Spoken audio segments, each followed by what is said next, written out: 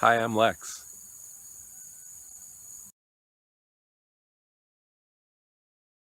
Surprise, we're actually two people.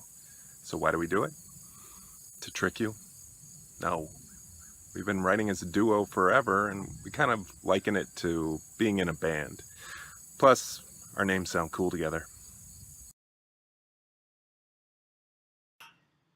My can't miss TV show would be Stranger Things. I couldn't get enough of it. I can't wait for the next season.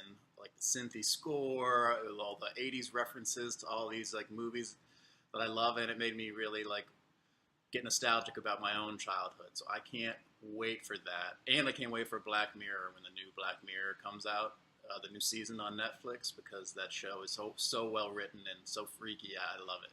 So my favorite Disney movie would have to be Robin Hood, where the animals play all the parts. There's a fox that plays Robin Hood, and I'm pretty sure Baloo from the Jungle Book plays Little John. The songs are great. If I had to pick a second, Zootopia is great. It's like the best buddy cop movie I've seen in a long time. Okay, must-have writing snack. For me, that's coffee. I drink coffee all day. Every single time I hit a snag anywhere in the story or the day's writing, I get up and go, I think I should make another coffee. And then I have about like five, maybe six coffees by the end of the day. And at some point, I switch over to tea.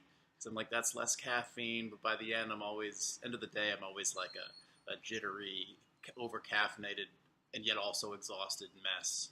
But yeah, that's my go-to coffee. So the book I would want to read again for the first time is called John Dies at the End by David Wong. It's really weird. Um, it's funny. It's scary. It's not like anything I have ever read before. If I could compare it to something, it's like Ghostbusters meets Fear and Loathing in Las Vegas, with like some Lovecraft thrown in.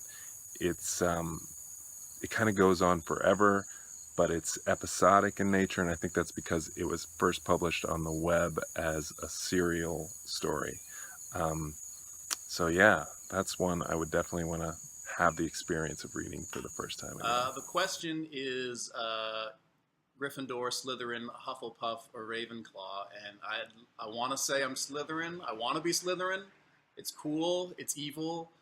You know, they're all creepy, but I took the test on J.K. Rowling's website, and I came up Hufflepuff, and I haven't come to terms with it yet.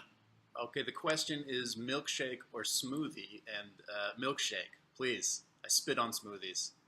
I want milkshakes all day, and preferably honey me in Little Tokyo cookies and cream flavor. That's my go-to. So the question is, what's a splurge thing for me? I'd have to say toys for my kids. Uh, my youngest just found my old Star Wars action figures, and she loves them. And now that there's the new movies, there's all these new action figures, and I kind of want to buy them all and play with them too. The question is what makes me cry, and this is kind of stupid, but a lot of times I had that.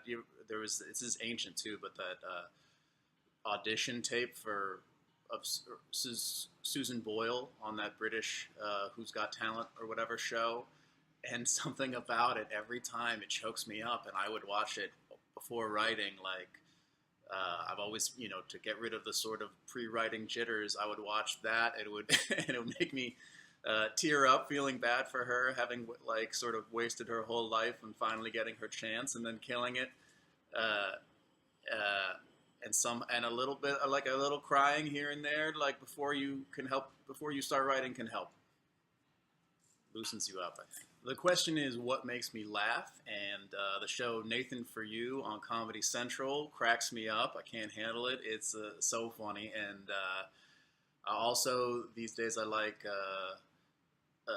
this comedian Kyle Dunnigan, who's on Snapchat and Instagram. He does a bunch of voices and impressions that are really funny. And when I also like Philip Kramer, who's like a Photoshop artist on Instagram, who does these. Sometimes they're disturbing and weird, but a lot of times they're super funny. These weird Photoshops.